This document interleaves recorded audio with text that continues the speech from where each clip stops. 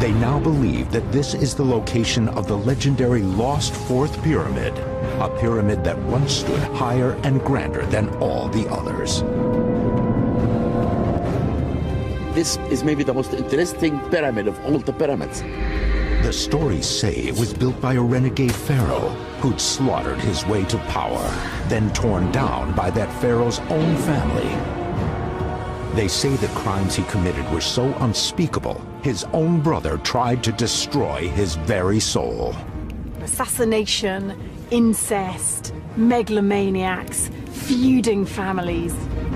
Now, a team of experts is trying to unravel the truth and recreate what may be the most extraordinary building that ancient Egypt ever produced. Using 21st century science, they will reach back 4,500 years to resurrect the Lost Pyramid.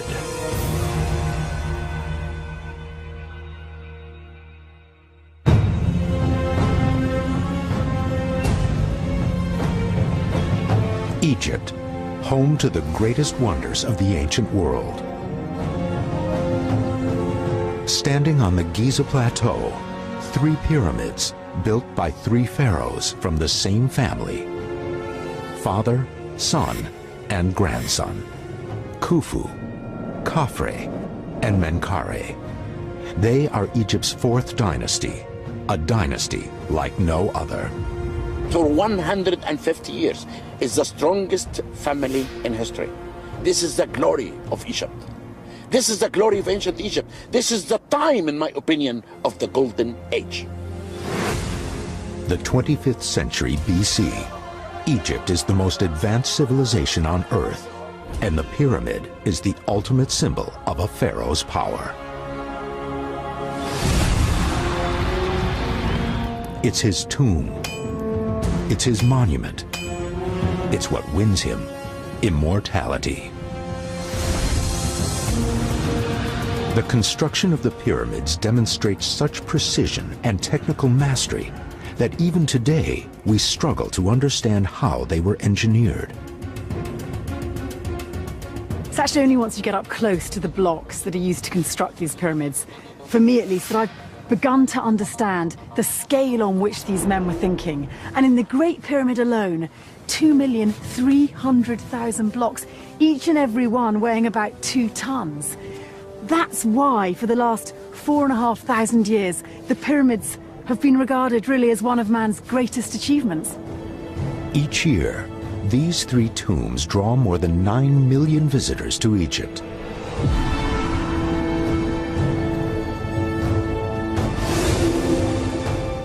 But just 5 miles away, at a place called Abu Rawash, excavations are taking place on the ruins of what could be a lost 4th pyramid. Very few came to this place. We have places in Egypt that no one knows. People look only all the time, only at the pyramid of Khufu. Archaeologists are now coming to believe that the structure that stood here was built in the same era as the Great Pyramid, that it may have stood higher and grander than all the others, that it could be the vanished crowning glory from Egypt's Golden Age. When we think of pyramids, we think of the 4th dynasty, because the best pyramids, the largest pyramids, the most solidly built ones, and the ones that have survived the test of time are all from the 4th dynasty. At Abu Rawash, only ruins remain, and they lie inside a high-security military zone.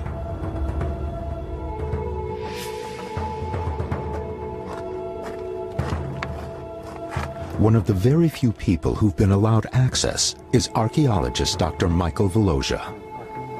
He learned about the ruins' existence in 1995, and ever since, he's devoted his life to unlocking their secrets. We had not a lot of information coming from ancient history. I decided it's probably necessary to have a new theory, a new idea. And the first step was, of course, the excavation of the area. Veiled in secrecy and security, these delicate excavations have been in progress for more than a decade. Now, Dr. Zahi Hawass, director of Egypt's Supreme Council of Antiquities, has permitted a team of experts to enter the site and examine it for themselves. They will share their findings exclusively on History. Abu Rawash was really away from the eyes of everyone because it was in the past a military area around it. Then it was impossible for anyone to visit except me. The team that's going to weigh the evidence is made up of Egyptologists and archaeologists from all over the world.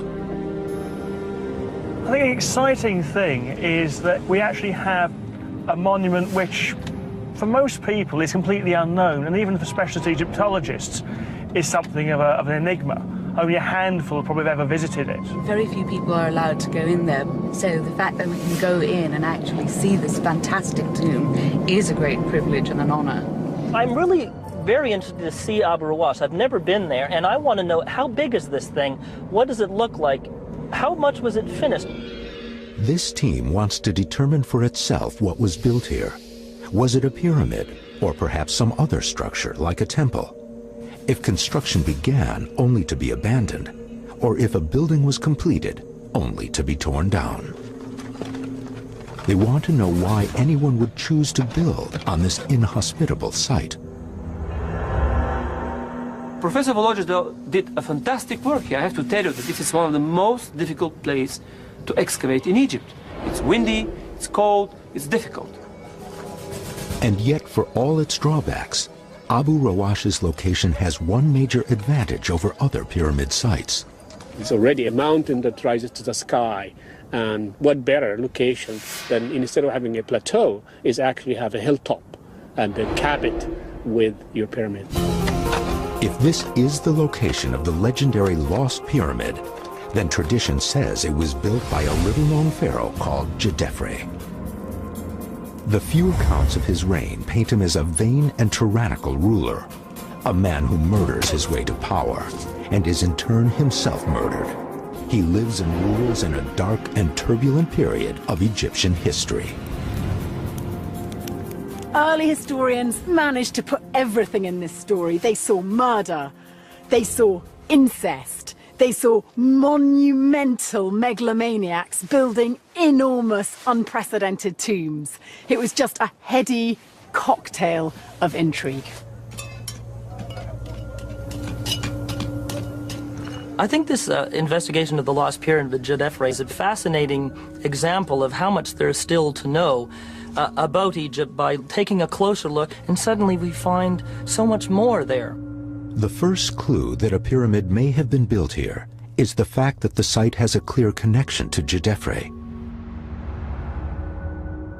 Many carved images of the pharaoh have been found, and pyramids were his family's calling card. His grandfather started the great tradition. 20 miles south of the dig site at Dashur stand two unique structures. They mark the beginning of a monumental building program. The bent and red pyramids were built on the orders of Djedefre's grandfather, Snefru. In their construction, he uses more quarried stone than any other Egyptian pharaoh. Upon their completion, around 2589 BC, they are easily the tallest structures on Earth. Then, Snefru's son and successor, Khufu, tries to do better. He builds the largest pyramid of all time.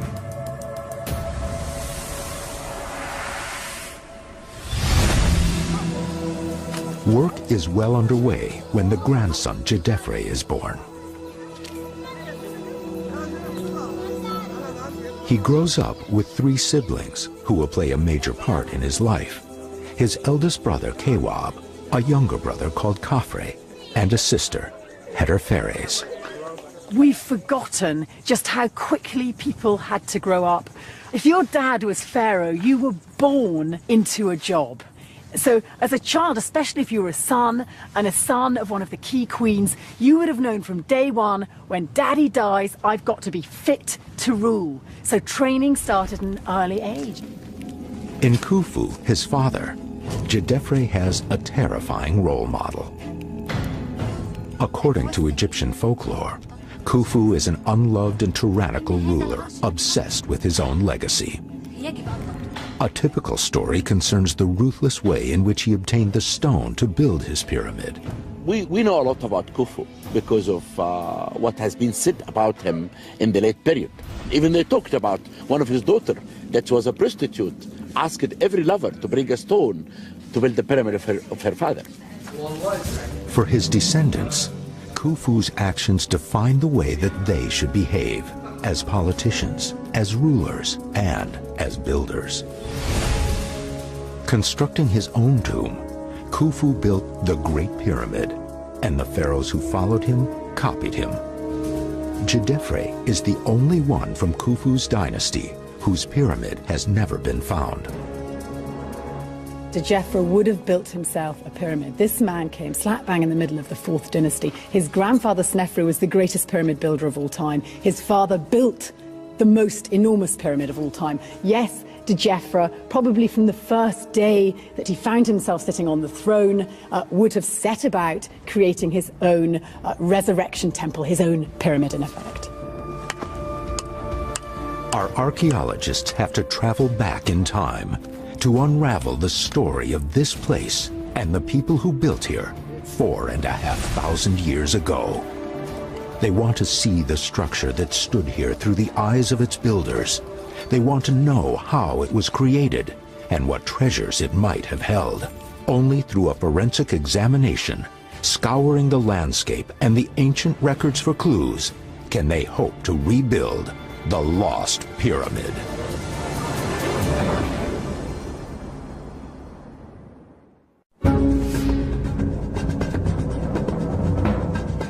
These may be the ruins of ancient Egypt's greatest marvel, the fabled 4th pyramid. Some Egyptologists believe that the pyramid at Abu Rawash belonged to the son of Khufu, the builder of the Great Pyramid. The story of this extraordinary family is now being rewritten. I really always believe that until today, no one really understands anything about Khufu's family. A team of archaeologists has been digging here for more than a decade. If they're right about what they've found, it could transform what we know about Egypt's golden age. Is this a lost pyramid? And if it is, why now has it been reduced to nothing more than a stump? If this was once a pyramid, then it should be possible to build a clear picture of what it looked like, because all pyramids from this era seem to be built according to a set of guiding principles. The first clues can be found at Saqqara. This is the site of Egypt's oldest known pyramid. Every pyramid that follows borrows from it. In its time, it's highly experimental. This is the Step Pyramid, and it's actually my favorite. The very first stone pyramid, the original, the prototype, if you like, that got the ball rolling and led to over 100 pyramids springing up in Egypt. What's fascinating is the time lag between this one being built and our man Djedefre is only about 50 years. Prior to this, a pharaoh would be laid to rest in a simple rectangular chamber called a mastaba. In a mastaba, a ground-level temple sits above a burial vault. The Step Pyramid marks a leap forward from this basic box-like design.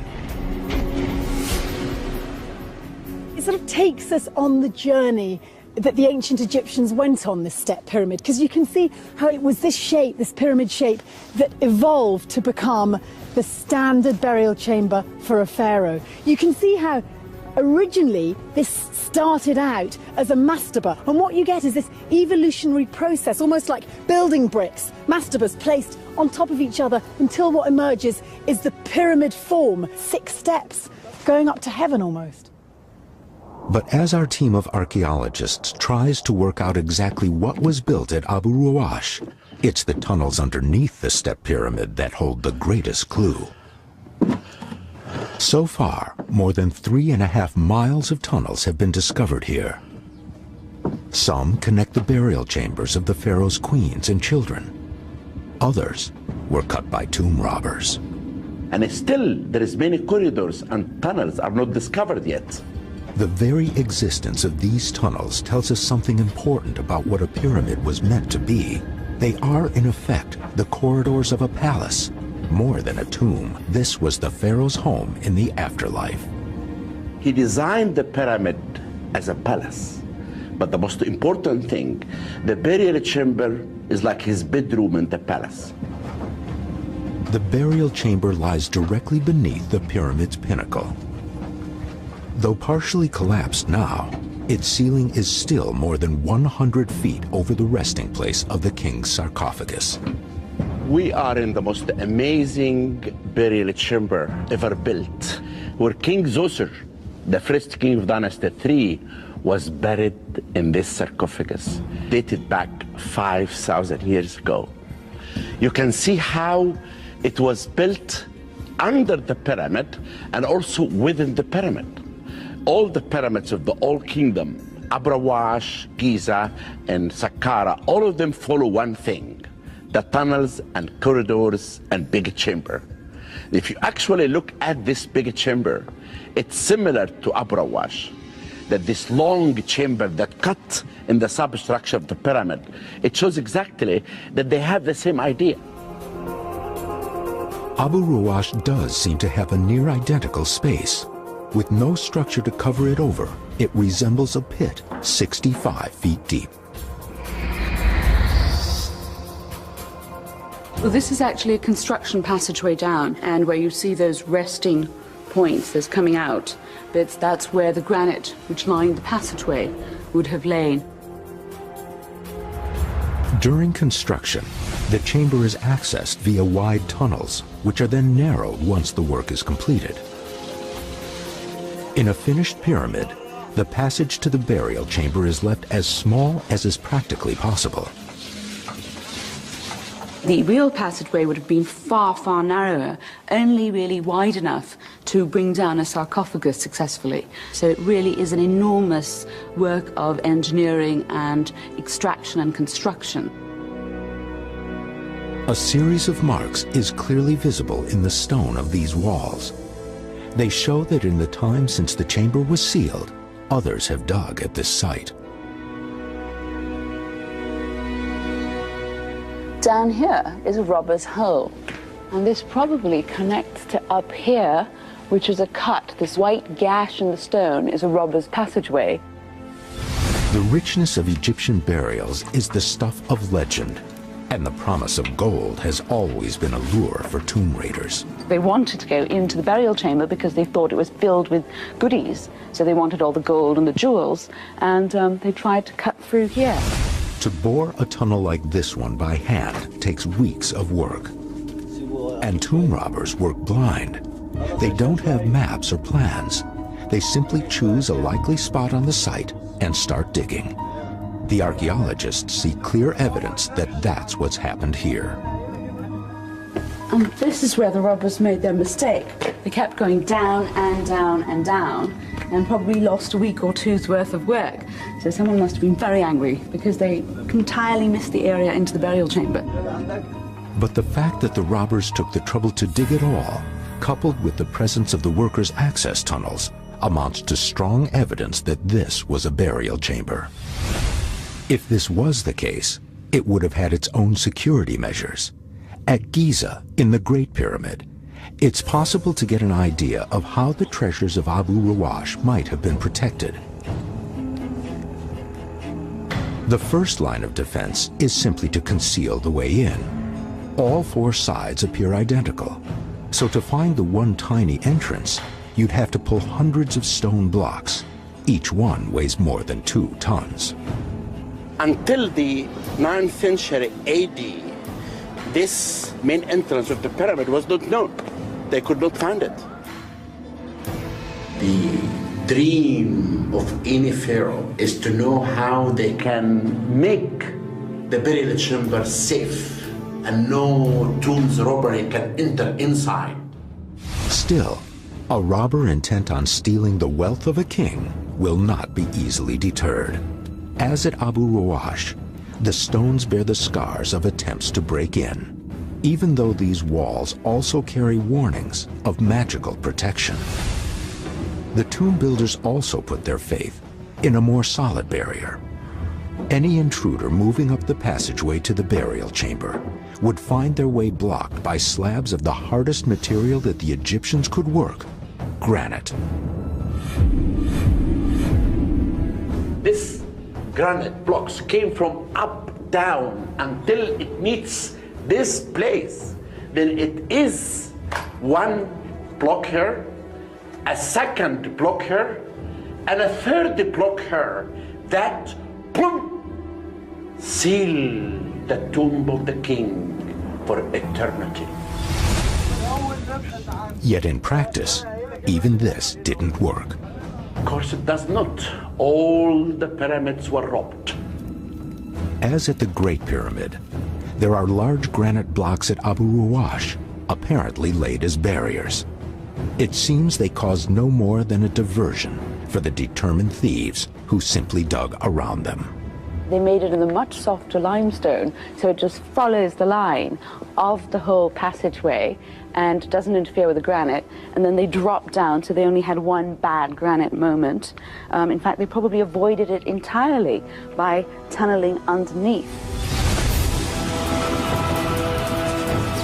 The clues all suggest that this was Djedefre's funerary chamber, and that it was breached long ago. Whatever was here, nothing remains. This is a very hard piece of evidence proving that Djedefre had been buried here with all his funerary equipment, because otherwise, why bother to rob an empty tomb? The evidence is mounting to support the theory that these ruins are what is left of a pyramid. It may well be that this is the chamber of the forgotten pharaoh, Djedefre. But much is unexplained. It's hard to imagine the sheer effort and force it would have taken to tear down something of this enormous size. If it was done for revenge, out of spite for Djedefre, then he must have been truly hated. He must have committed some unspeakable crime. Only by finding out what happened can the mystery of the lost pyramid be solved. Abu Ruwash, a desolate hilltop just 5 miles from Cairo and the Great Pyramids of the Giza Plateau.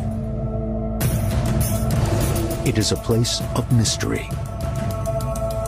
Archaeologists are trying to find out if this really was the place where a renegade pharaoh, a man believed to have been erased from history by his own family, built Egypt's highest pyramid.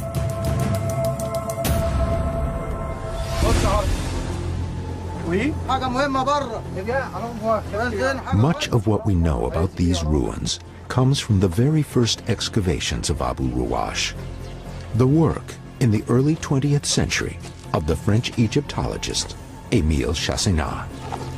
Chassenat is the first man in the modern age to lay eyes on the face of the pharaoh Djedefre, the forgotten king of Egypt's 4th dynasty, the son of Khufu, builder of the Great Pyramid.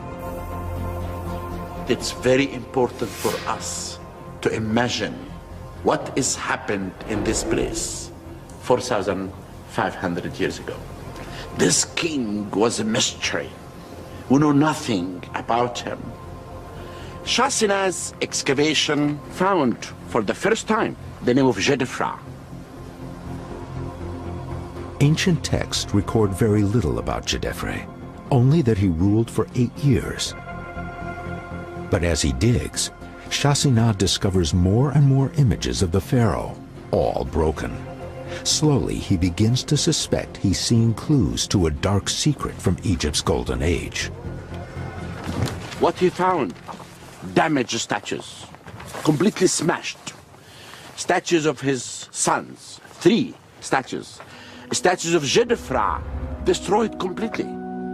In the tradition of ancient Egypt, a royal statue is like a living thing.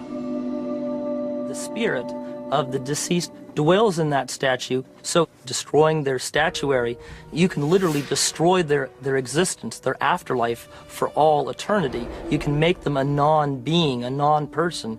not just on Earth, but in the afterlife for all of eternity. So to defile a statue is to damn the figure that it represents. It is an attack upon the soul. These aren't not just decorative or even commemorative. They actually function to support the cult of the king. So if you break up his cult statues, they don't work anymore, which means nobody is feeding Djedefre's spirit. And that means he's going to die again in the afterlife, the ultimate death. The archaeologist becomes convinced that the shattering of the statues must be a punishment for some heinous crime. Someone is trying to condemn Djedefre to an eternity of oblivion. The most awful thing for anyone in ancient Egypt, and particularly for kings, was to scrape off their name. If you lose your name, you lose yourself, and you might as well be dead. Even if anything should happen to his body, his name ensures that his soul will live. Shasana starts looking into the history of the 4th dynasty. He produces an answer which seems to fit the facts. In his version of events, the heir to the great Khufu is the eldest son, Prince Kewab. Kewab suddenly disappears from the records. Shasana presumes sudden death and foul play. He reasons that the man with most to gain from this death is the man second in line to the throne, Djedefre. The late 19th, the early 20th century, historians went with a hunch. And they thought, well, there's got to be great stories to go with these pharaohs. And when there wasn't, when they didn't have the hieroglyphics to back up what they thought, yes, sometimes they cut and pasted a bit in what we would now consider a historically unforgivable fashion. One piece of circumstantial evidence gives Shasana's theory added weight. With his brother dead, Djedefre immediately marries the widowed queen, his own sister. Emile Chasina took this idea and put it like a police story. Djedefre killed the successor, the real one, and took the power and got out of Giza. The theory continues. As Djedefre begins construction at Abu Rawash, Djedefre is himself murdered by his half-brother. This brother restores order by building his pyramid at Giza next to his father's. He visits a terrible vengeance on Djedefre by destroying his name, his image, and his soul. This entire story springs from Shasana's deductions.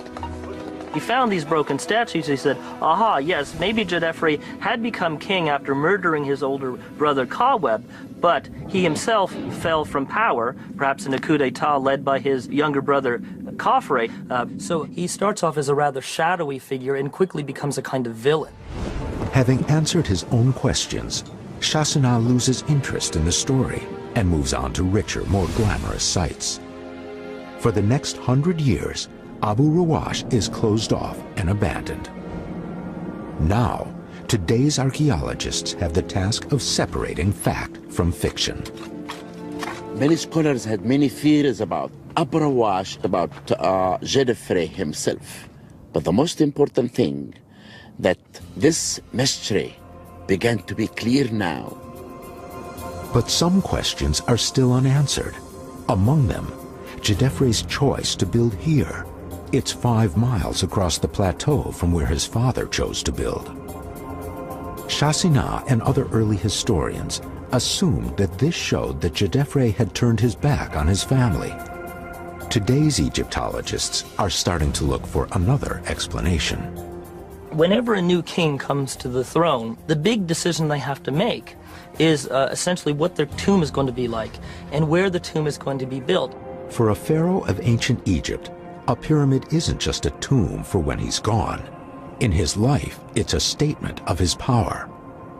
If you were a peasant and you were coming to the big city, you would see the symbol of the god-king's might and strength. And it was a really impressive sight for anyone for miles and miles around. So Djedefre's challenge is to show his own greatness in stone. What he builds must be as majestic as anything produced by the pharaohs who came before. There seems to be some competition between pharaohs for building anything. You tend to see that one generation builds something a bit bigger than the last. And so, of course, you get to a point where it's simply not possible to outdo your father the view which Jedefre seems to have taken was to not necessarily go for sheer size, but go for quality and also site. Location, location, location. Some experts think that he chose to build on a hill for a very simple, practical reason. If he comes to the throne, say at 20, 25, and God forbid he's 30, and he can expect to live to 35, 45 if he's lucky, he's probably a bit too old to think of building a really, really big pyramid. Building at Abu Ruwash is a shortcut. The base of his pyramid is already going to be more than 400 feet above the plateau. He has the advantage before he's laid a single block.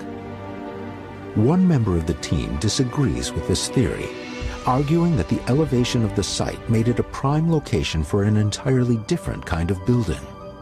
We are here on the highest place of Egypt. That was the point from where they can reach the sun.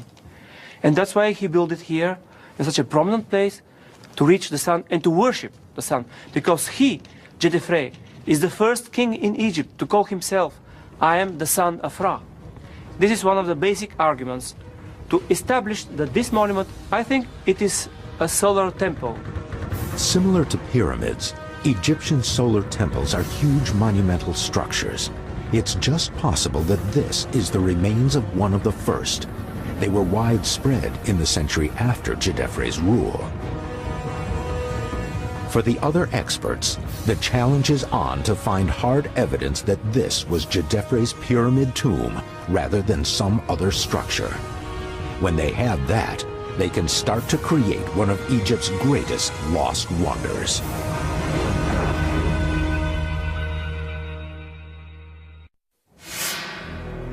In Egypt, Abu Ruwash is now an archaeological dig site on the edge of a closely guarded military zone. But turn the clock back 4,500 years, and it's a construction site. At the command of the pharaoh Jedefre, hundreds of workers are hauling 2-ton stones from the valley floor to the top of the hill 400 feet above. The challenge for Jedefre's masons is to build a structure which, when finished, will stand higher than any other in Egypt's history. The challenge for today's archaeologists is to determine exactly what this structure was and what happened to it. At the moment, there is just a stump of masonry built on top of a hillock. And it's very difficult to know what that structure was in its original form. And that's really what archaeologists have been working to try and find out for years now. This is the first time in Egyptian history that an attempt has been made to build on this scale on a hilltop. The engineer's task is unprecedented, and it demands the mobilization of vast resources. You have to understand that a pyramid is not just a pile of stone sitting in the middle of the desert by itself. It's part of a larger architectural and administrative and economic complex installation. Attached to that pyramid complex will also be a pyramid town, places for the workmen to live, workshops, dormitories, granaries, storerooms, all kinds of other types of buildings, because this is actually a small city. The more they know about this logistical operation, the better the team will understand the true nature and scale of what was built here. To pinpoint this site as the site of a pyramid, there would have to be certain core features. And if we could find a number of them, then we'd be getting somewhere. Then we could say, this once had a pyramid on it. Satellite mapping indicates the existence of a man-made causeway. This is a giant ramp with two possible functions. It could be the path along which the pharaoh begins his journey to the afterlife. But before that, it is the main route by which stone reaches the site. If you go to the satellite map and you see right along here, there's an escarpment. It's a very tall and a very steep one. In fact, if you go just a few hundred feet over this way, you come to the edge of essentially a cliff. From experience, Egyptian engineers knew that an incline greater than 7% was too steep for their hauling teams. but the sides of the hill here are almost twice as steep. So what they did was the next best thing. They made a causeway going down in a more gently sloping manner to the valley below that is skirting the edge of this great escarpment. Djedefre's forefathers attached major religious significance to the way that a causeway was built. Tradition dictated that it ran east to west, following the path of the sun. The Egyptians oriented their pyramids to the compass points. And of course the west was also very important because this is where the sun died. And this is where you would be buried before you could be reborn in the east. The causeway built here is over a mile long, by far the longest ever found in ancient Egypt. This is not a simple thing. And so the causeway is unprecedented in the way it was constructed. I mean, this is an incredible thing that he had to overcome. Was the fact it's already a mountain and topped by this pyramid, had to have a very long causeway to bring the stones all the way to the hilltop. But what's striking about this causeway is that it runs north-south. Early Egyptologists seized on this break from the norm as further proof that Djedefre had split from his family. To modern scholars, however, it's simply Djedefre accepting the practical solution that his engineers offer. I know you want to put it on the east side, but I'm afraid, Your Majesty, you're going to have to move it to the north side because that's what the terrain dictates. To utilize the natural topography, he was really designing with nature, which may have also sent a certain message. It emphasized, in my opinion, the fact that the pyramid was a mountain that rises to the sky. We can clearly see the route that the causeway took.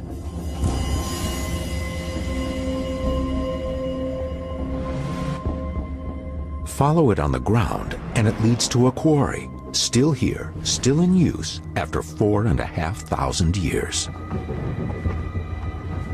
Here is one of the local quarries, and the blocks would have been cut here and then been transported up the slopes to the pyramid up there.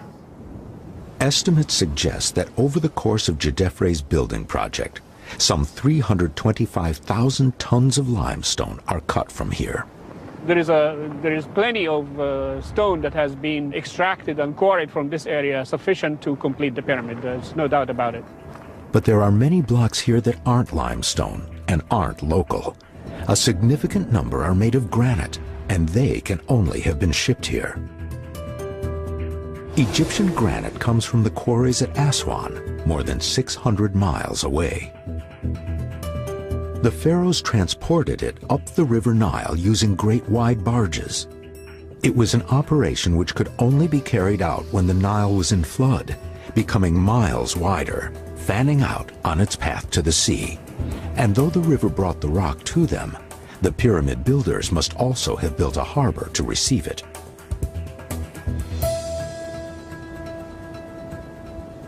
Well, this is very exciting because this seems to be the place where the harbor would have been, very close to the entry to the depression at the end of the causeway.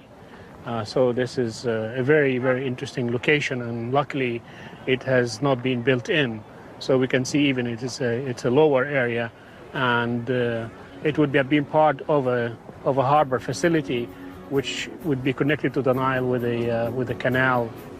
That's another major undertaking essential to the construction of a pyramid here. To bring the stone from the river to the hill, they must have dug canals. We do have evidence from the time of the Old Kingdom.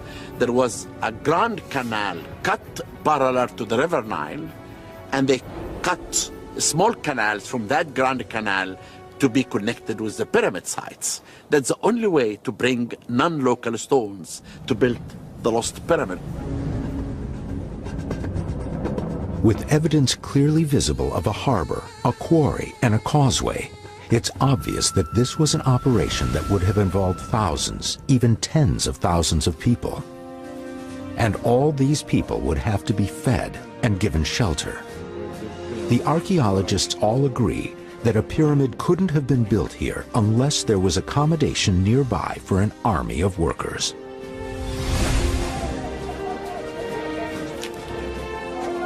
One of the mysteries is where is the workman's town or village that housed all these thousands of people that were working on this project.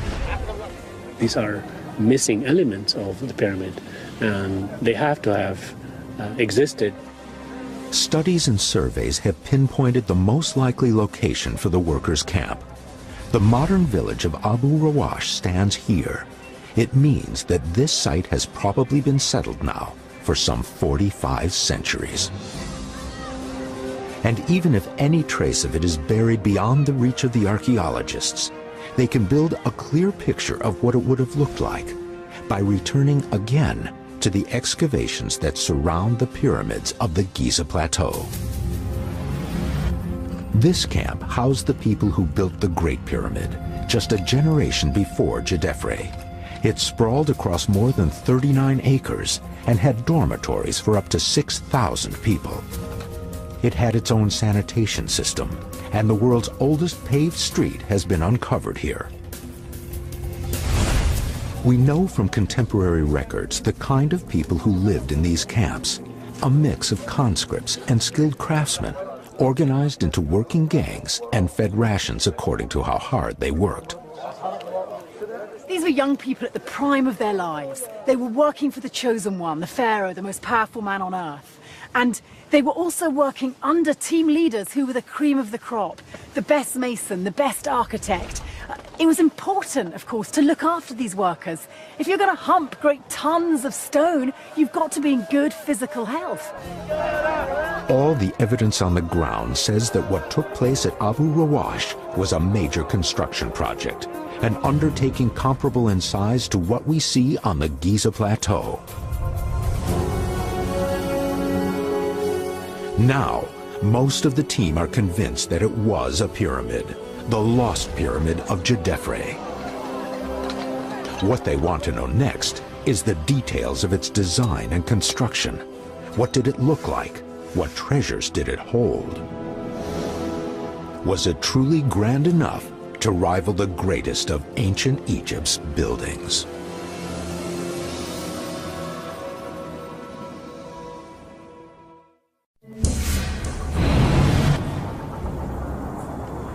Five miles north of the Giza Plateau, the extraordinary findings of a decade-long excavation are now being revealed to the world.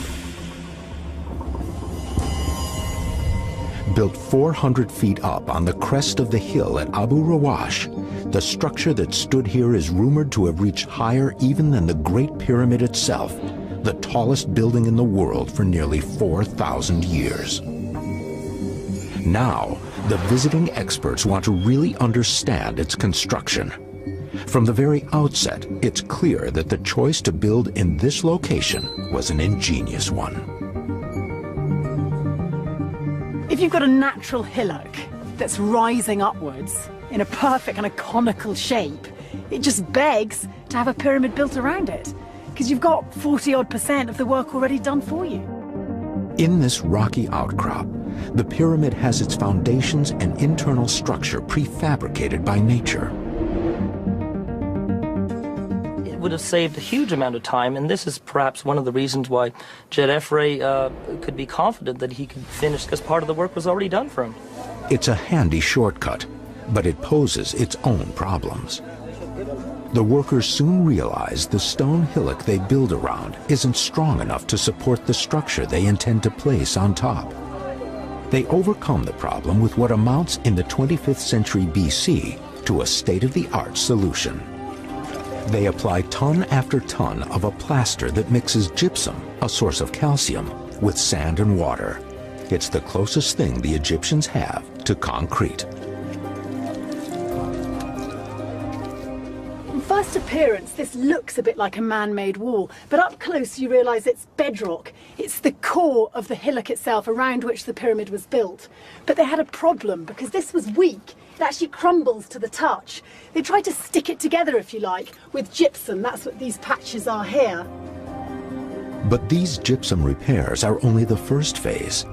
The second step involves the use of a tried-and-tested technique. It's a way of building invented by Djedefre's forefathers 15 miles south at Saqqara. It was used on the very first Egyptian pyramid, the Step Pyramid, built almost a century before. The secret behind why the Step Pyramid has lasted the test of time so well and why it's retained its shape actually lies in these vast masonry slabs. If you look at them closely, they're sloping inwards, downwards, towards the heart of the pyramid. And this means that if there's any untoward movement, the pyramid itself falls inwards, and therefore it retains its own structural integrity.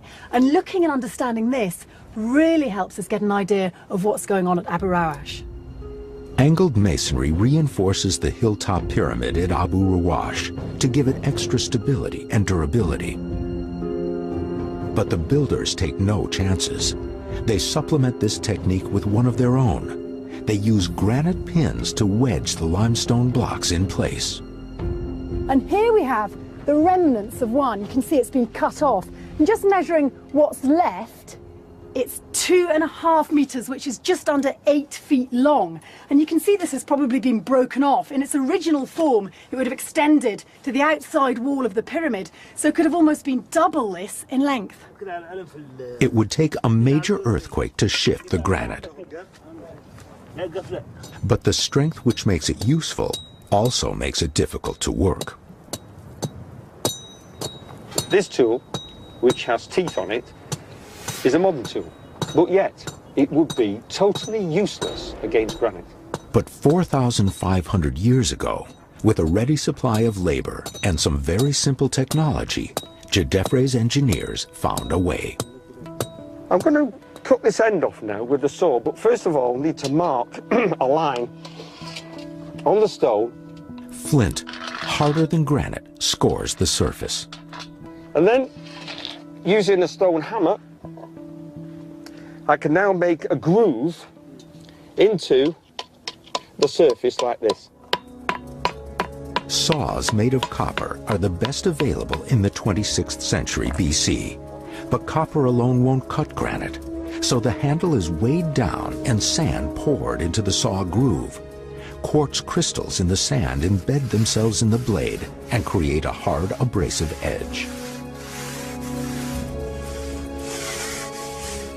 And if you do that thousands, millions of times, gradually it will cut its way through.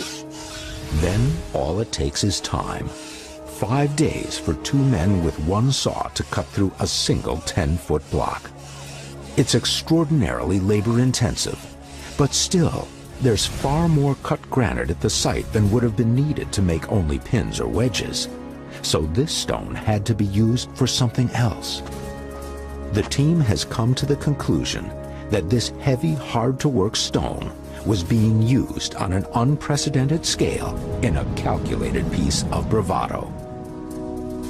When you come here, you notice that there are a number of large lumps of granite just lying around as debris, very different from the other forms of rock. And if you look here, you'll notice the familiar pink speckled hue. And if I pour water on what is effectively a dusty surface, you'll see how once this would have looked very sparkling in the sunshine. And notice how smooth it is as well. This wasn't part of a reinforcing pin. This was actually polished up for the casing of the pyramid itself. A casing of granite, rather than the local limestone, would certainly stand out. Shipped and worked at vast expense, polished so that it shone in the sun, a potent symbol of wealth, status, and power. You have to understand, considering how expensive and how much trouble in terms of human effort, the distance traveled, and just how hard it was to acquire this stuff. Using a lot of granite in a pyramid, you might as well have plated it with gold. Where Djedefre leads, others follow. 20 years later, his nephew builds the third of Giza's pyramids. He doesn't attempt to match the scale of the great pyramids that stand here. Instead, he takes what Djedefre built as his template. Just behind me is Menkaura's pyramid, and actually you can see at the base these stunning blocks of pink granite that have been used. What's interesting is we know from the lumps of granite lying up there at Abu Rawash that Djeffra used granite on the outside of his pyramid as well. So he was very much the market leader in this use of granite. If you like, Djeffra's pyramid was the prototype. And he, it seems, took the idea in a way from Khufu and advanced it. Khufu in the Great Pyramid uses granite to encase his burial chamber. Djeffra takes the idea of using this exquisite stone and puts it on the outside of the pyramid, and Menkaure copying his uncle here.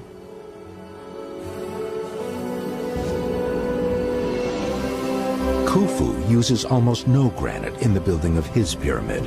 The material he chooses is limestone, and because it's available locally, it allows him to build big. Djedefre's idea is different. Using granite is a different kind of showmanship, and it's more than that. It will endure. He wants his memory to outlive, outlast, and outshine any other pharaohs. He's making a statement. Because I'm covering this with granite, I am going to have a pyramid which is going to last longer than my father's pyramid is. It would be prohibitively expensive to cover a whole pyramid in granite. Menkaure clad only the bottom third of his.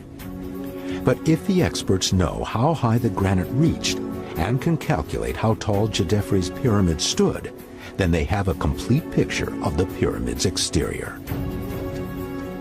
So what we have here is the highest surviving piece of the granite casing that once covered the lower part of Djedefre's pyramid. Now this one here is, I would say, about 20 feet off the ground or so, but we suspect that this granite casing originally would have gone perhaps as high as 45 feet off the ground. So this isn't even quite half as high as the original granite casing that covered the lower part of this pyramid would have gone.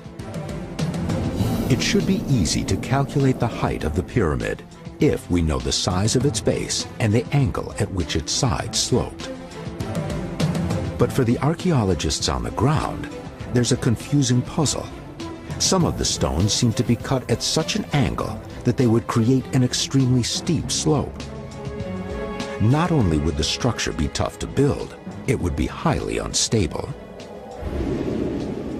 They thought the pyramid was 64 degrees because they found some blocks from the first step. And thought they were the casing stone.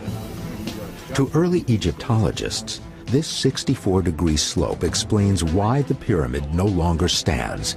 In a misguided effort to build something more impressive than what had gone before, Djedefre overreaches. His pyramid simply collapses. But our team has come up with a more logical solution.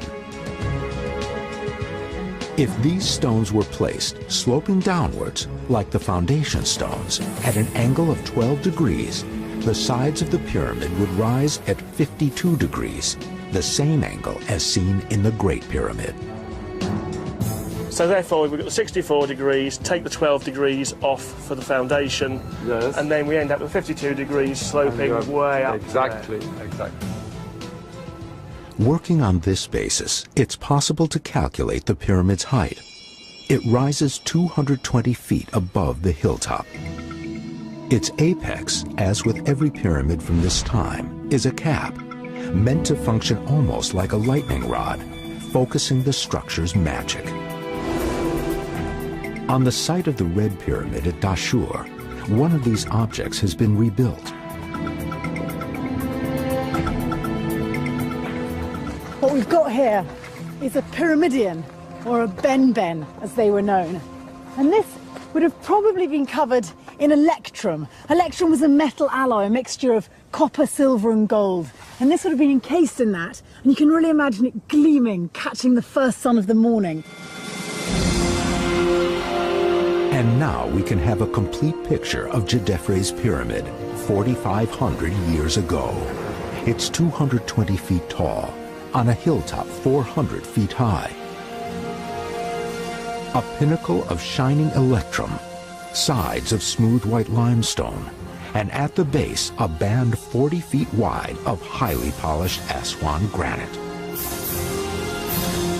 Djedefre's pyramid stands comparison with the other great achievements of Egypt's golden age. And for the archaeologists on the ground, that means that we need to rethink the way that the pharaoh has come to be remembered in history.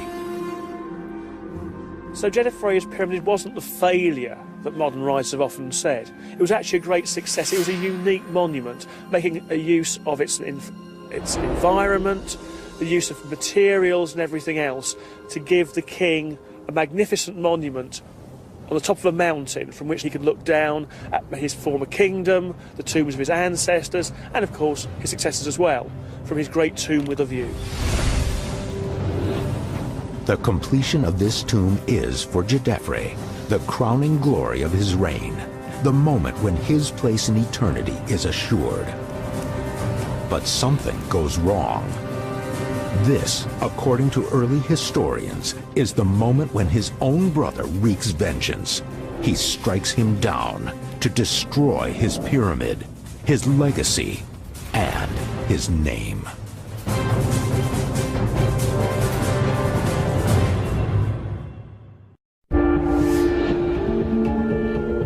"5 miles north of the Giza pyramids, archaeologists are investigating what they now believe might be Egypt's highest pyramid. They have identified its builder as Djedefre, a pharaoh from the 4th dynasty, the family responsible for Egypt's greatest construction project. Now, they're trying to uncover the reason for its destruction. Historians in the past have imagined a scenario where Djedefre commits some unforgivable crime against his family, and that in revenge, they kill him. They tear down his tomb. This theory is based on the many broken statues found at the site and the ancient Egyptian idea that defiling a statue cursed its owner's soul. Basing their ideas on a handful of finds made at the beginning of the 20th century, historians came up with some dramatic ideas. They pictured King Djedefre as a murderous outcast who kills his brother and then marries his wife so that he can seize the throne. After a short, disastrous reign, he is then assassinated by his younger brother, Prince Khafre. Khafre then goes on to glory, building the second pyramid and, it's thought, the Sphinx at Giza, by returning to his father's side and the place rejected by Djedefre. He is restoring order. But modern experts are wary of jumping to such conclusions. What scholars used to think about Djedefre was that maybe there'd been a huge rupture with his family and he'd started a new cult and moved away after murdering some of his siblings. But really, there was no evidence to support this. So much of the information of Egyptian history is based on excavations done 100 years ago, when methods weren't as good, when the sciences weren't as advanced, and when scholars often wrote much more colorful, but perhaps less factually based histories. Djedefre's decision not to build his pyramid on the Giza Plateau is hardly evidence of a family feud. And at Giza, a series of new finds have forced scholars to radically rethink their ideas about Djedefre and his reign. Vasile Dobrev is director of the French Institute in Cairo. His pioneering research is beginning to offer an alternative version of events. His evidence comes from 20 years of studying the most famous face in all antiquity, the Sphinx. My interest on the Sphinx was triggered by the fact that I had to do my PhD on the kings of the 4th dynasty, and the Sphinx is the biggest statue made during that period. So I had to study it very, very thoroughly. It's long been widely accepted that the Sphinx bears the image of Khafre, the younger brother who supposedly re-established order by returning to Giza and building his pyramid here. But just by looking at the Sphinx's face and headdress, his nemesis, Dobrev began to see that something didn't add up. Problem is, Khafre is represented on many statues, and on these statues he has a beard. The Sphinx doesn't have a beard from the beginning. Then the nemesis of Khafre is not pleated. The Sphinx's nemesis is always pleated. So why Khafre would represent himself in the biggest of his statues with an unusual feature. Then, detailed surveys of the Giza Plateau pointed out another problem with the theory. Khafre begins work on his pyramid as soon as he comes to power, but the path that connects his pyramid to his temple goes around the Sphinx. It means that the Sphinx is already there. When Khafre made his pyramid temples and causeway, he had already the Sphinx because he had to avoid it. His causeway goes very, very sharply to the south, and to such a way that his temple, the access of his temple, the entrance to his temple, funerary temple, has to be put to the south, which is exceptional. Recent archaeological surveys say that actually that Sphinx is older than Khafre's pyramid. So you sort of have to go back to the drawing board at this point and say, well, if it wasn't Khafre, who was it? The question of which pharaoh the Sphinx is actually meant to represent has occupied Dobrev for years. He has concluded that the Sphinx most closely matches this statuette. This tiny idol has remained intact for 45 centuries. It is thought to be the only contemporary image of Djedefre's father, the builder of the Great Pyramid, the pharaoh Khufu. Khufu has been represented, what we know about the images of Khufu has never been represented with a beard. So this match with Khufu more. But there is no proof that the Sphinx is carved on Khufu's orders.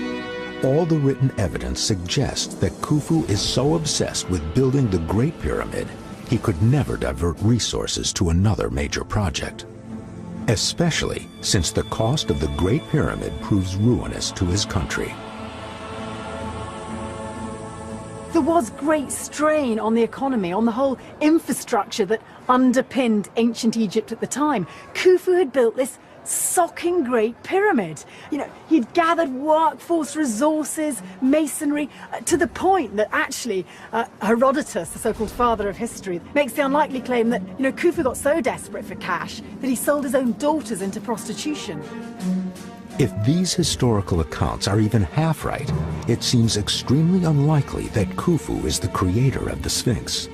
Yet if it's already complete by the time his son Khafre builds his pyramid, it can only be carved during the reign of one pharaoh, Djedefre. This Sphinx has been constructed, has been cut out of the stone with the shape, with the face of Khufu by his son Djedefre to help his father in his resurrection in the other world. The image of the Sphinx is a pure propaganda, in fact. Ironically, it is one of Shah Sanaz's discoveries at Abu Rawash that provides some of the strongest evidence supporting this theory. There have been a number of statues found at Abu Rawash, and some of those seem to depict a sphinx. One in particular, you see the head of the pharaoh in the Nemesis headdress, and then what looks like the beginning of a lion's body. If he's instigating the carving of sphinxes at Abu Rawash, why not also be the pharaoh who instigates the first ever monumental statue of a sphinx? If Djedefre ordered the Sphinx to be made in the likeness of his father, it's hardly the action of a renegade. The traditional story doesn't add up. The team needs to find out more. This is where it becomes all a bit murky. You have to slightly play a detective's game. There are a couple of reasons why Djedefre may have decided to depict his father in the Sphinx form. One is he'd killed the rightful heir to the throne and desperately wanted to establish the legitimacy of his own line. The other idea is that he was the rightful and natural successor to Khufu because his brother Kewab had died, and therefore, as the rightful successor, it was very natural to want to depict his father as a sphinx, to celebrate the memory of this great man Khufu. This alternative theory demands that history be rewritten, and our image of Djedefre as a man who cast himself out of his own family must change. But to make it any more than a theory, our experts need evidence. They will find it in the ancient tombs of the City of the Dead. They will enter the great necropolis of Giza.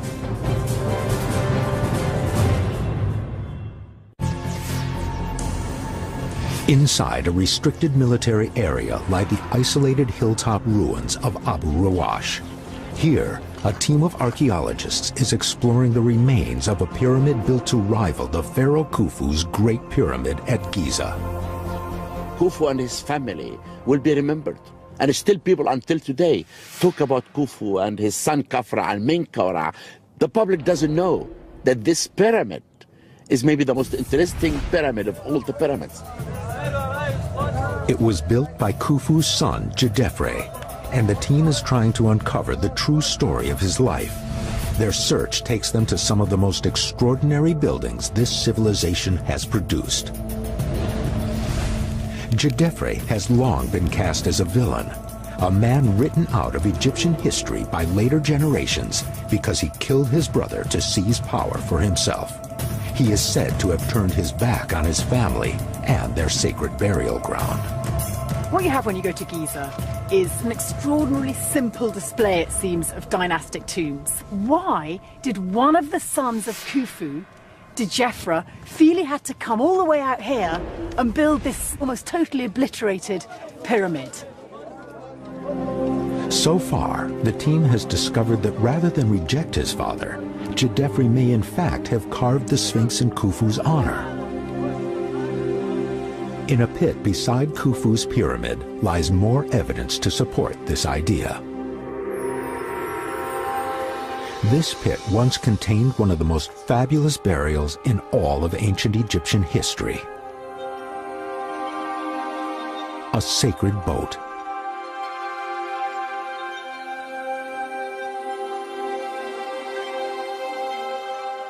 It is a funeral gift of enormous wealth and prestige.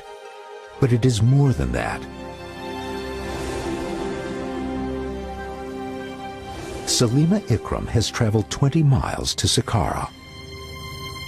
Here, the so-called pyramid texts, a set of highly complex hieroglyphic instructions, explain what a boat meant in a burial. Boats were very important for the ancient Egyptians because, of course, this was the main mode of transport throughout Egypt because you used the river. But also, a boat's very important because as a king you become one with the sun god and you need a boat so you can travel from east to west with the sun god. The name of the person who gave this boat to Khufu in death, easing his journey into the afterlife, is still visible on the wall of the pit. It is written in a cartouche, an ancient Egyptian seal, here uncovered by Dr. Zahi Hawass. I can see now one cartouche. Here, Jed and F and Ra. The cartouche demonstrates that it was Djedefre that dug this pit. The dutiful son honors the father. This contradicts everything that conventional history says about this family. I really can smell history, the history of Khufu's family. The presence of this mark in the boat pit is the final proof that Djedefre did not purposefully shun either Giza or his father. When Khufu died, Djedefre wanted to tell everyone, I am his son. I'm the king after Khufu. And that's why he did put the body of his father inside the pyramid. And even that boat, he put it by himself. And he left his cartouches to tell us that everything was fine.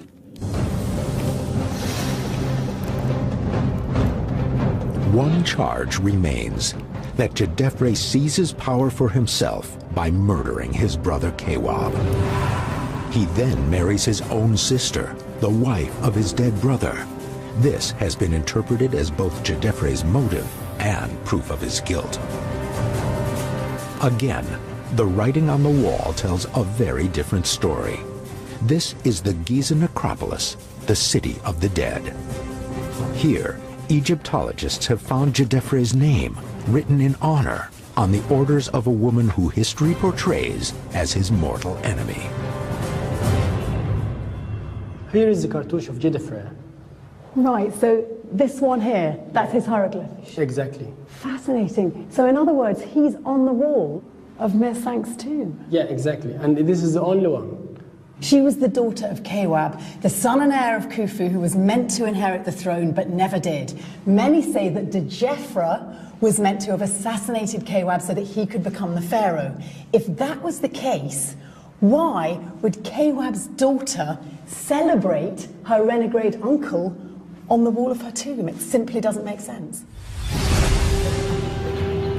There is no hard evidence to say that Djedefre is the murderer of Kewab. His incestuous marriage to Hetepheres, no matter how shocking early historians found it, is best considered as nothing more than a standard royal practice of the day. So the most popular explanation for the destruction of the Lost Pyramid doesn't work. We know of no motive which would prompt Djedefre's family to tear it down. Djedefre was obviously a very good son, because otherwise why would he have had this sort of offering of boats for his father, and why would his name be still intact on these big slabs of stone? There's nothing to suggest that Djedefre's reign was the time of trouble depicted by early Egyptologists. Yet his time in power is not easy. If he wants his place in eternity, any pharaoh, from the moment he takes the crown, has to move fast. Pharaohs had to get to it to build their structure for the afterlife as soon as they became king. Djefra knew time wasn't on his side. Experts continue to argue over how long it takes to build a pyramid, but we know the construction begins at Abu Rawash as soon as he comes to power. The graffiti that has been found inside the pyramid of year 1 of Djedefra's reign, and this can prove that Djedefra started building his pyramid right after he took the throne. In his first year, he began to construct the pyramid. And this has always been the other solution offered to the riddle of the Lost Pyramid's disappearance. What if it was not lost, but never completed? Djedefre was always thought to have reigned only briefly, after coming to the throne as, by Egyptian standards, an old man. Most people in ancient Egypt died what we would consider quite young. 30, 35 would be an average lifespan for people. Of course, if you were elite, you were better fed, so you would make it to 40, 45. Traditionally, historians have trusted an ancient hieroglyphic text called the Turin Kings List, which says Djedefre's reign is only 8 years long. But this was compiled 3 centuries after his death, and there is good reason to question its accuracy. For one thing, a cartouche in the boat pit completely contradicts it. It's dated to the 11th census under Djedefre. We have now evidence the pyramid was finished, and the reign of this king was not 8 years, but about 23. Since it's widely accepted that the census occurred every other year, this inscription puts Djedefre's reign at least 2 decades long. He had the time to get the job done. I suspect that the Egyptians could actually build these monuments a lot faster than we think, perhaps as fast as 15 years. There's no reason why Djedefre could not have substantially, if not completely, built his pyramid. The archaeological evidence the team has unearthed at Giza, the Sphinx, and the sacred boat pit completely reverses what we previously believed about Djedefre. It proves he ruled for long enough to complete his pyramid. But the team is still struggling to solve the greatest mystery of all. How is it that the 3 pyramids of Giza have survived through 4,500 years, while the 4th pyramid here at Abu Rawash vanished?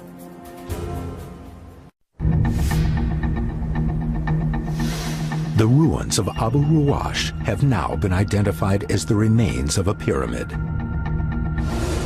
The site stands in Lower Egypt, 5 miles from Giza, and the tomb of the great pharaoh Khufu.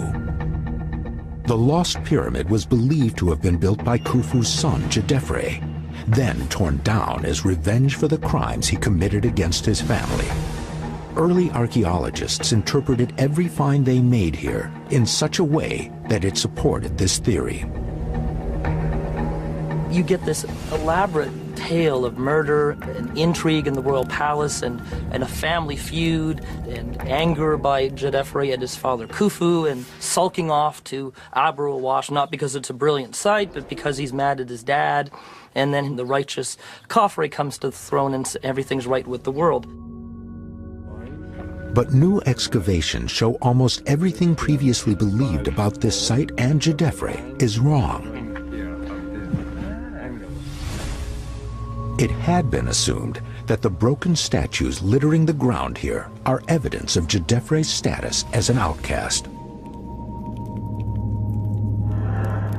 The story goes that Khafre, Khufu's other son, assassinates his brother, then ransacks Abu Rawash, destroying the pyramid and defiling his statues in a deliberate attempt to obliterate Djedefre's soul. Now, we do have cases where it's clear that statues have been vandalized on purpose to vilify the memory of somebody. They'll actually take a chisel and gouge at their facial features. They'll scratch their eyes out. They'll gouge their nose off. They'll remove the ears or something in a way that it looks like it's gratuitous. But it may be far-fetched to interpret every piece of damage as a deliberate act of sacrilege. These statues are 4,500 years old. Nothing personal against Djedefre, but there's no sign that they were intentionally vandalized. Some statues just accidentally got broken. The traditional archaeologists' interpretation of these statues tells a lot about what they wanted to believe, but it takes us no closer to understanding Djedefre. Now, new excavations are revealing other evidence which was completely overlooked by the first people to dig at Abu Rawash. They concern a network of buildings that seem to have stood next to the pyramid. We do have evidence for the first time from the recent excavations that there were priestesses here maintaining the cult of the king inside the temples until the end of Dynasty 5. And this is an important proof that the pyramid complex was finished. The key structure is the funerary complex, something without which no pyramid was ever complete. It stands to the east of the pyramid, and it exists so that after the pharaoh has died, his living subjects can continue to nourish his spirit. It's absolutely essential from the Egyptian perspective that the king has a fully operational, functional burial complex to allow his soul, his spirit, to be fed and cared for by the priests that will serve his cult in the afterlife, as a place that he can basically interface between this universe and the realm of the deceased. In death, the pharaoh becomes a god. A funerary temple is built so that the priest of his cult may worship him. And a survey of the ground round the temple at Abu Rawash suggests that the cult of Djedefre was both powerful and devoted. Hundreds and hundreds and thousands of these things have been found here. They're all over the site, but most of them line the causeway and on the walls of the temple.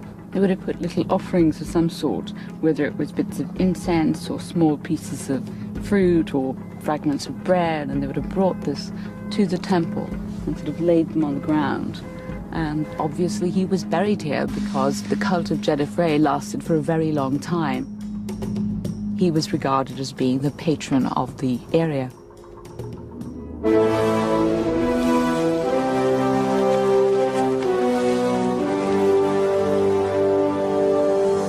Djedefre's cult is born on the day of his burial. A simple wooden box is used to transport his mummified body down the narrow shaft to the chamber where his sarcophagus lies. Why this place is so unique that can make me to imagine and to go back to 4,500 years ago, announcing the king is dead. Everyone is crying. People were unhappy. The high priest, the sons of the king, the funeral procession will bring the coffin, and they bring the coffin from the corridor carefully, and they bring it here, and they put the coffin inside the sarcophagus. And that is the moment when the son of the king will tell the workmen, seal the entrance. passages beneath the pyramid site at Abu Ruwash have been dug away, but it's possible to capture what his final journey would have been like by traveling south to Dashur and the so-called Bent Pyramid.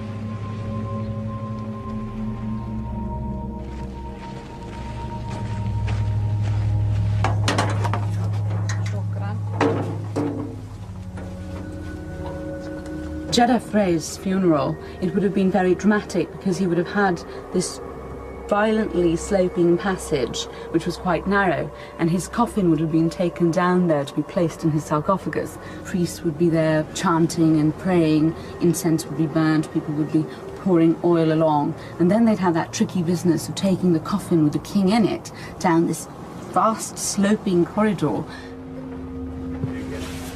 It must have been quite ghastly for all the priests to be trying to drag that coffin down this incredibly steep, sliding passageway, trying not to knock the king, and then being bent over double in a gesture of respect.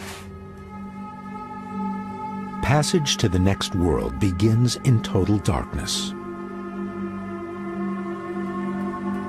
For Jedefre, plummeting into the very depths of the earth was very important, because without having gone into complete blackness, he couldn't come back into the light. The Egyptians had several belief systems for rebirth all at the same time.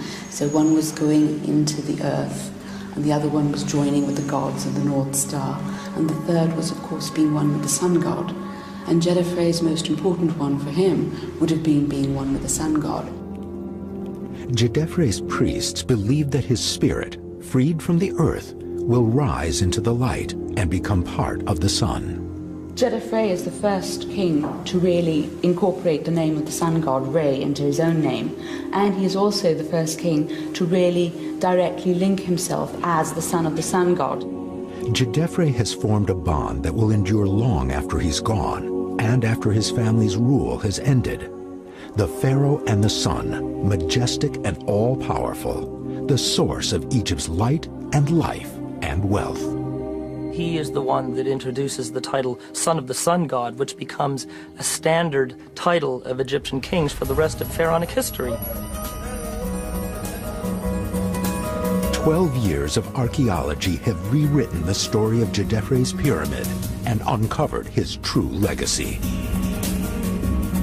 But if Jedefre's pyramid complex is finished, and his cult remains popular for centuries after his death, the central mystery remains unsolved. The archaeologists still need to uncover how this once glorious structure was reduced to the rubble that we see today.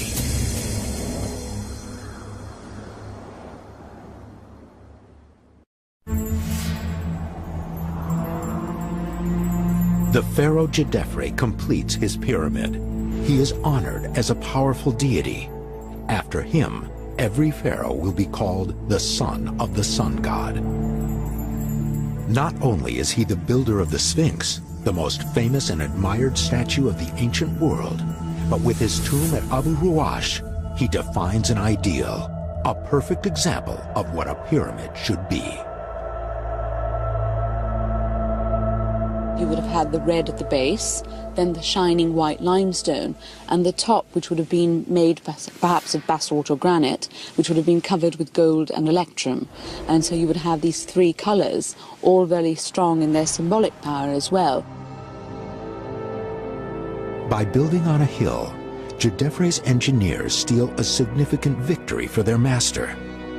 They have a pyramid which stands fractionally higher than the Great Pyramid at Giza. It is a staggering feat of engineering. They'd only been building pyramids for about 50 years. They were just beginning in terms of what they knew. And yet, both pyramids, the great one at Giza and this one here at Abu Ruwash, are virtually identical in height in terms of where they are above sea level. A line drawn between the two pinnacles will come to mark the northern boundary of the so-called pyramid field. Within a century, more than 100 similar structures will be built between here and Dashur in the south. It's now clear that Jedefre's pyramid stood complete and active an important place of worship long after the pharaoh had died. His pyramid was probably much more impressive than we ever imagined. So this old notion that he's just a shadowy villain with a broken pyramid that is best forgotten is just not the case. The archaeologists have stripped away layer upon layer of myth to reveal the true story of this site and the man responsible for building here. But they still need to find out what happened in the end, how a once magnificent pyramid was reduced to rubble. The answer may lie with a humble object housed in a storehouse at Giza. So we actually have a beautiful piece of hardwood that is made into this wonderful mallet. And this is typical of the kind of tools they would use throughout the pharaonic period. Although, ironically, Dr. Vologia tells me that this isn't actually one that was used to build Djedefre's pyramid. It was actually used to unbuild it. This dates to the Roman period, and it was used by the masons who had come to dismantle the pyramid in order to cart the blocks away for recycling. It's a remarkable, straightforward answer to a question that has perplexed generations. 25 centuries after the pyramid is complete, the Romans invade Egypt under the great general Julius Caesar. Queen Cleopatra, Egypt's last pharaoh, becomes Caesar's lover. She manages, for a short time, to keep her country independent. But in the wake of Caesar's death, his heir Octavian conquers Egypt. It becomes a mere province of his empire. The Romans stamp their authority by plundering the country's resources. Abu Ruwash to them is just a stock of pre-cut stone. But it's so vast that even over decades, the Romans don't manage to take it all. It's down to local merchants to finish the job as late as the mid-19th century. They plunder what's left and sell it in the markets of Cairo nearby. We have evidence at the beginning of the 1900s that there was a very large-scale operation with 300 camels every day.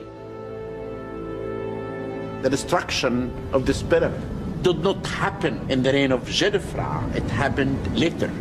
They used to move stones every day from here to build tombs and houses in modern Egypt, destructed this pyramid.